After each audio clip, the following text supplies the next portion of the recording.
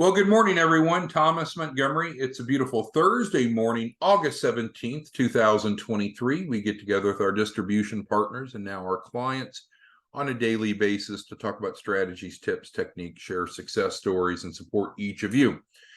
Sometimes we have topics that are important, even though you may not be interested in the subject matter. And I promise you, today is an important topic. So forgive me if you're not really interested in it. I'll be a bit abrasive. It doesn't matter. If you're one of our distribution partners or probably even one of our clients or prospective clients, we're going to cover information that you need to know. So we're not telling you what to do or what to do with the information, but you need to know this information. To not know this information is a mistake if you're involved either as a distribution partner and or a consumer in the financial service industry. Fair enough? So let's get started.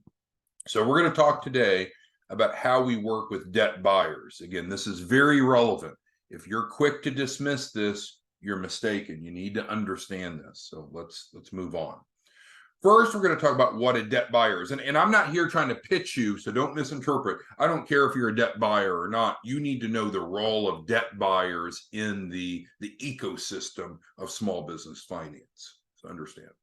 All right, so what is a debt buyer? A debt buyer is a person or a company that acquires debt from creditors at a significant discount. That's a broad statement, but it's an accurate sentence. It could be a person or a partnership, a LLC, C Corp, S Corp, that doesn't matter. They're acquiring debt. The types of debt could be mortgages, could be credit cards, could be autos, could be other types of debt instruments. They're getting it from the original creditors and they get it cheap. So that's what we should take away from that first sentence. In general, what will happen is the debt buyer is going to acquire what we call debt portfolios. So a debt portfolio is a grouping of multiple debt instruments. So for example, if you went to Capital One and said, I want to buy some debt from you, Capital One, of let's say defaulted auto loans, they most likely wouldn't sell you one defaulted auto loan. You would buy a portfolio that includes multiple debt instruments. Why is that relevant? Well, it's how it's packaged. Now, historically, debt portfolios have been packaged in $1 million increments or even $10 million increments. What we have done is move that to a much smaller increment. And so in our world, your and my world, our world together, we're normally looking at debt portfolios in $100,000 increments. Now, I know we've not gone into why this is relevant yet, but we need to create a base of understanding. So again, in our world, typically portfolios are 100,000. Now, we've sold multi-million-dollar portfolios. The largest debt portfolio we've ever sold was to actually a law firm in Austin, Texas. And so it can be larger, but normally $100,000 increments. Normally, debt buyers will finance the purchase of each portfolio, so they have no money out of pocket or very little money out of pocket for the asset purchase. So we're going to get to what's more relevant in a moment, but we need to understand kind of the debt buying industry. Any questions so far? Are we good? Okay, so let's move on. Let's peel another layer back. So debt buying is big money. May not be something that you're familiar with, may not be something you're interested in. It doesn't matter to me. I'm not trying to persuade you or change your opinion. I just need you to know today's content because it's going to affect how we work with clients. So it is a fact to say that debt buying is a very lucrative business model. As debt buyers are buying delinquent or what's considered charged off debt at a mere fraction of the face value, they're getting it for pennies on the dollar. So then the debt buyer will typically try to collect that money by reporting the debtor to credit bureaus and or suing them. So let's go through the players that are involved. So we have debtors. The term debtor means the person that owes the money, the underlying customer that didn't pay a creditor. So you finance a car through Capital One. Capital One is the creditor, you're the debtor, you didn't pay it, so then the debt instrument, the underlying car note that's in default, is then sold to a debt buyer. The debt buyer just doesn't want a charged off car purchase agreement. They want to liquidate that. They want to turn that instrument from AR, which we'll talk more about in a moment, into cash. How do they do that? They collect the money. Some people pay voluntarily, like, oh, I owe it. Okay, I'll pay you, or I'll make payments. Some people will pay involuntarily. In other words, they'll be sued, and then their bank accounts will be garnished, or their paychecks will be I'm sorry, their bank account will be levied, or their bank account or their paychecks can be garnished. And then also reporting to the credit bureaus can motivate the debtor to pay. Okay, now we're going to start getting more relevant into your and my world. So let's peel back another layer. So it is important, and this is why we're having this conversation today. All this is fine, but this is just a setup for understanding what's our real point. It is very important to understand that debt is AR. So before we read what's on the page, let's use an example.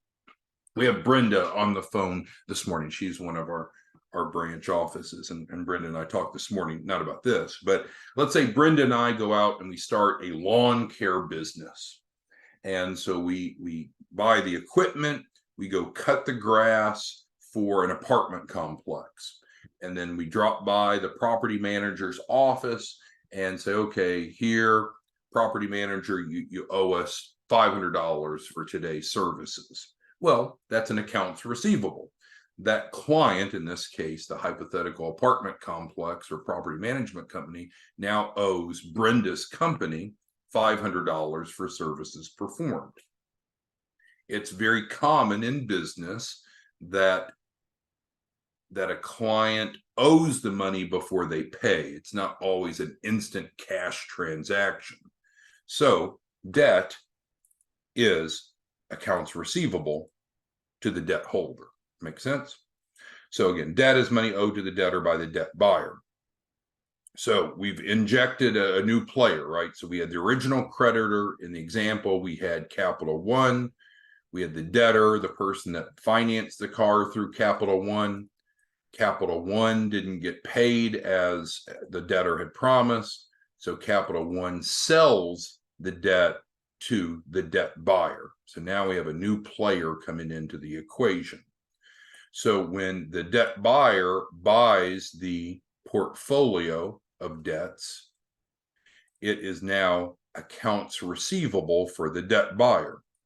So let's go back to the Brenda example. Brenda and I started a lawn care company. We went and cut the grass at the apartment complex. They owe us $500. Brenda and I may not want to wait for them to pay. We might sell that AR to Oscar.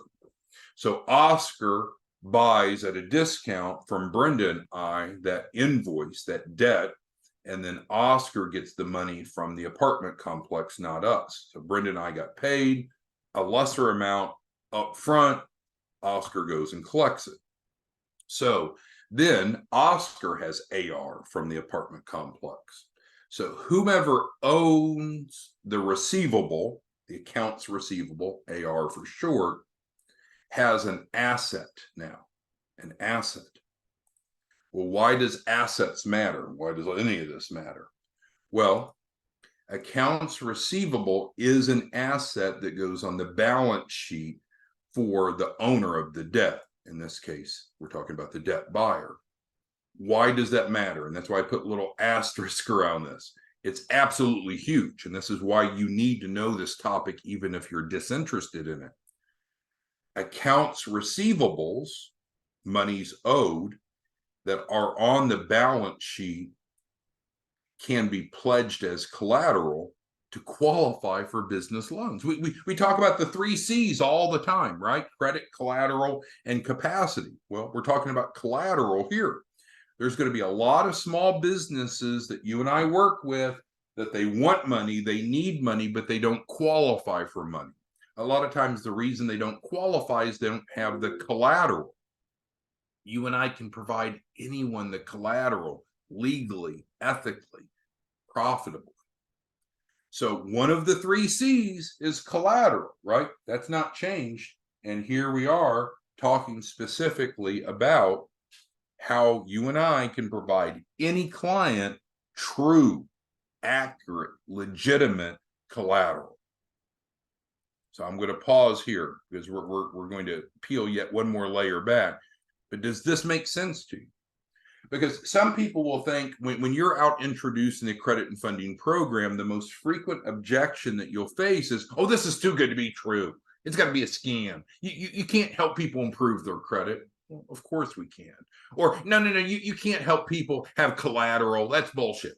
Well, no, if we add true assets to their financials, then they have collateral.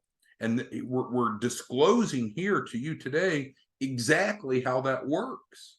We transfer receivables, real. It can't be made up. It can't be wink, wink of, oh, sure, Brenda and I cut a bunch of yards. Here's a bunch of invoices. That's fraudulent. That's not true. In our model, we can only transfer real receivables to the client. So they have real assets that are now on their balance sheet. Now they have real collateral to qualify for the business loans. This is huge. This is overlooked. Most people don't think this deep. So when you're out building financial literacy and we talk about the 3 C's, most people are stuck just on credit. That's all they really think about. Oh, my credit's shitty. If my credit was good, I could go finance anything. That's not true. There's 3 C's. There's not 1 C. Credit, collateral, and capacity. We're unveiling. We're showing you very transparently how this is possible. Because when you understand the how it works, you can overcome client objections. You and I have the ability to help anyone become qualified legally on paper to qualify for funding. We guarantee a minimum of $100,000. It's not too good to be true. It's not a lie. It's not misleading. It's obviously not a scam. It's by helping people improve their credibility on paper, legally and ethically. This is specifically how you and I can help anyone get approved for funding by resolving what's called a collateral shortfall. Let's dig into that a little bit more. So let's say that you have a client that comes to you and that they want, we're just going to keep it real simple. They want $100,000 working capital. Fine. Doesn't matter if they're a new start or existing business. It doesn't matter about their credit. We're not talking about any of that. So they want 100,000. Great. So one of the things that we do with each of you, our branches, is assess the client's collateral. So they want 100,000. Great. We know that now in this hypothetical example. Well, how much collateral do they have? So we don't just pull it out of an orifice. We look at their financials, either their personal financial statement and or their business balance sheet. Well, how much collateral do they have? Many, not all, many clients will have a shortfall, a collateral shortfall. So what does that mean? They want more funding than they have collateral to pledge. Well, what's the problem with that? The lender's not going to like it, right? Because the lender is going to wire over 100,000 to the client, but and with the expectation the client's probably going to spend that 100,000, hopefully wisely, but nonetheless, it's 100,000 for the client. The lender has complete exposure, right? Because the lender's 100,000 is gone, and they're hoping over time that the client will pay the 100,000 back. What if the client doesn't pay it back? What can the lender do? Because that 100,000 is going to be gone. It's going to be spent. Collateral is how they mitigate the risk.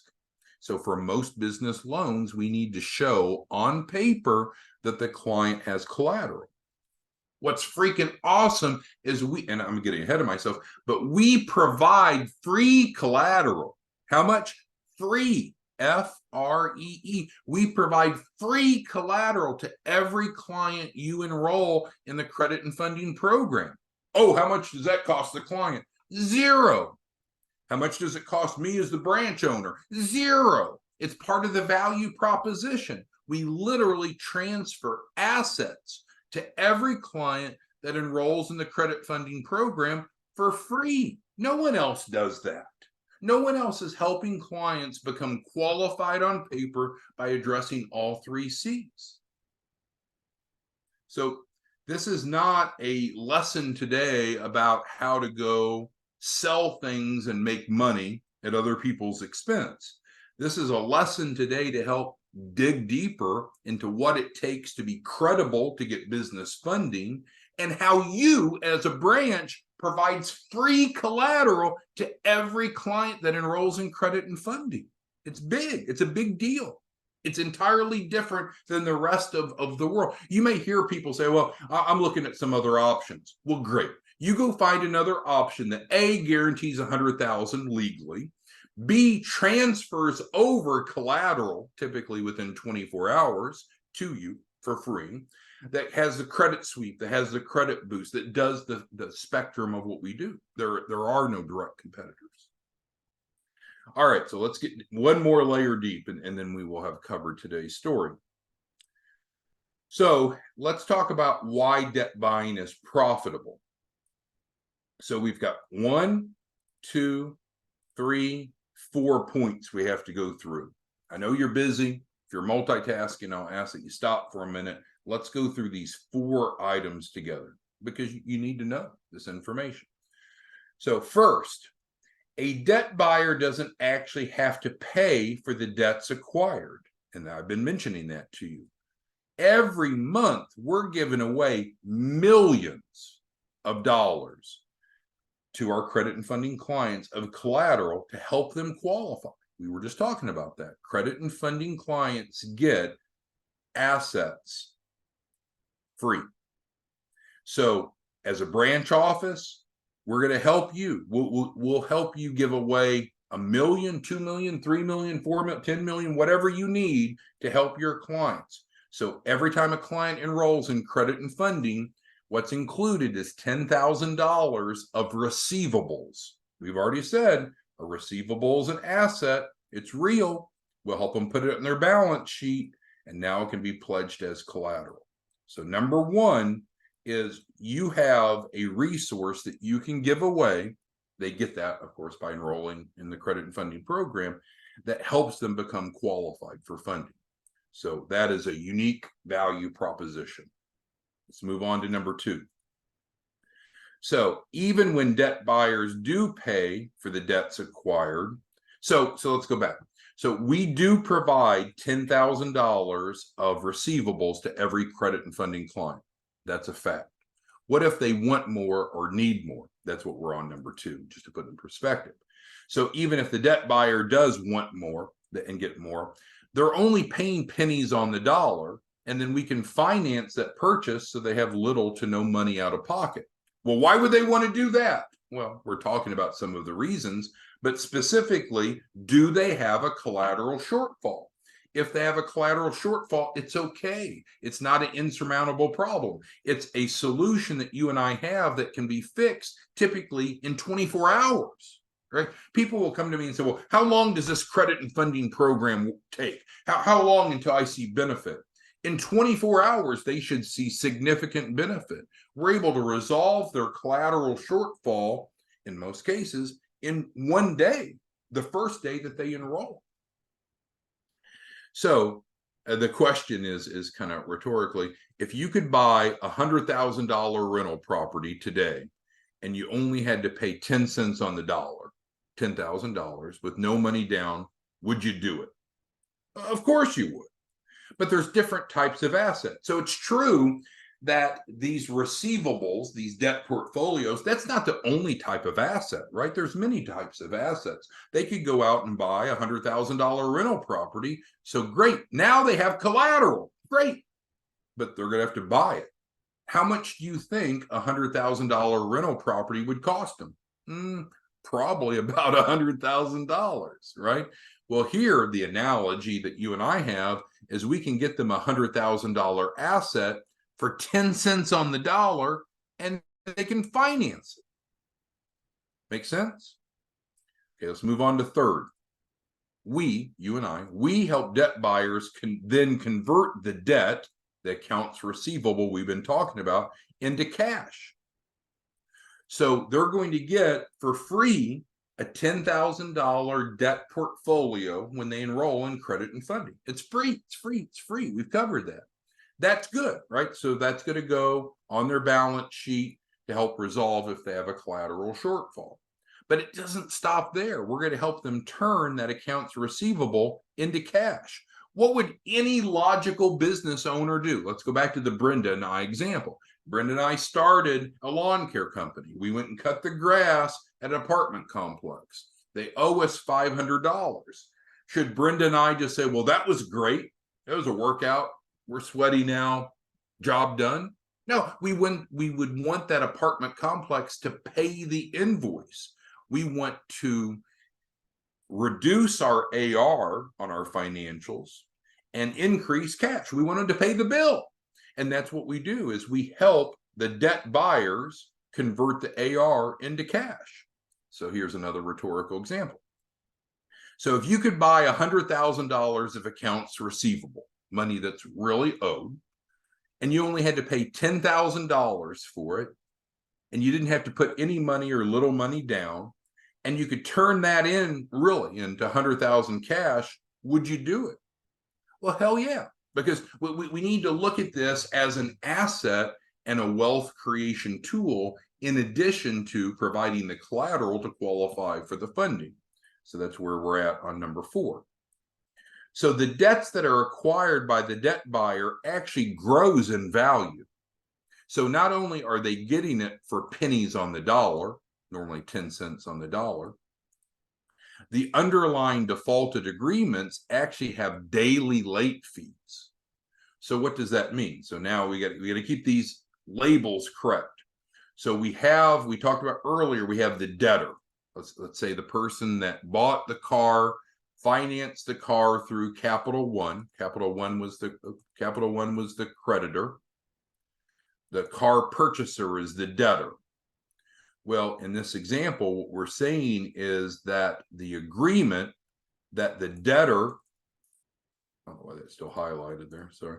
The debtor had with Capital One, the original creditor, actually has daily late fees. So every day, the amount that's owed to the debt buyer grows. So normally it's a $50 a day late fee. So take $50 a day in late fees and multiply that times 30 days in the month. That's what, $1,500. So each month, the value of each debt in the portfolio is going up by $1,500. It's a growing asset. So a $10,000 debt instrument actually grows by 15% per month. Any of you that have a financial background or investment background, tell me somewhere else that you can watch your investment go up, guaranteed, in writing, by 15% per month. Right now, if you went and put your money in a bank account, you might hope to get 5% growth per year. If you invest in the stock market in a good year, we get 10 to 15% growth in a year. With these debt portfolios, it's contracted. They're getting a growth of 15% per month. So there is no investment. There is no other stock, no cryptocurrency, no real estate transaction that can provide a guaranteed growth of 15% per year, let alone what we have here, which is growing by 15% per month. So in other words, it more than doubles on an annual basis. Not too good to be true. It's just more advanced financial topics than you might have been familiar with. So of course you have our contact information, but let's wrap this up and I'll make it a bit smaller. So today's topic was intended to help you better understand a couple topics.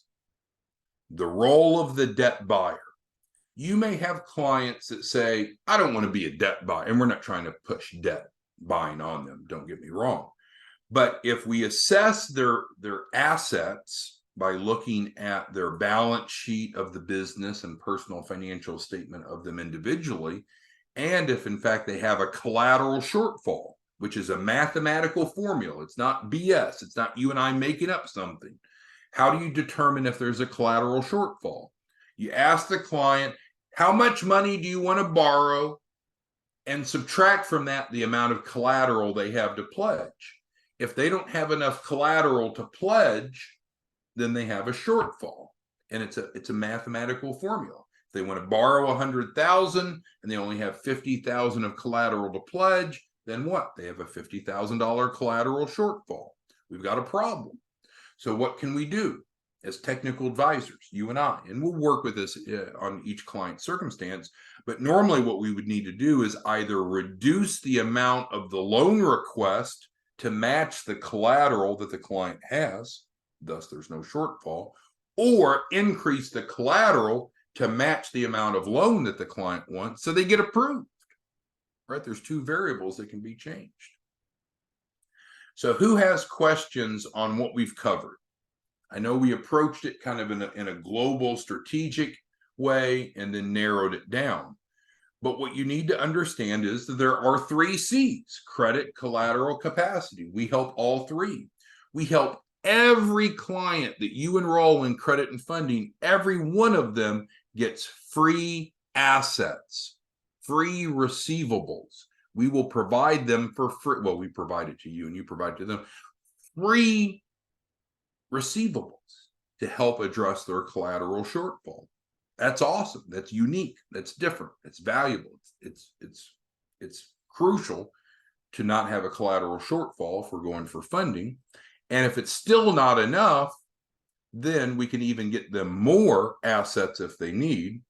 And we've talked about the value proposition of having accounts receivable is that we're going to help them turn that into cash.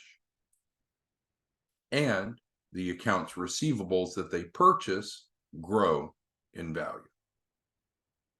So again, don't feel overwhelmed by this if it feels overwhelming. You know, your role is to bring clients on to the credit and funding. You get them under contract. You collect their refundable setup fee. You have them fill out a soft pull. You get that into us. And then you and I will have a one-on-one conversation about every single client you enroll. We'll be looking at their credit, their collateral, and their capacity. We're going to look at their 3 C's, no surprises. And if they have a collateral shortfall, you and I can fix it. It's not a problem.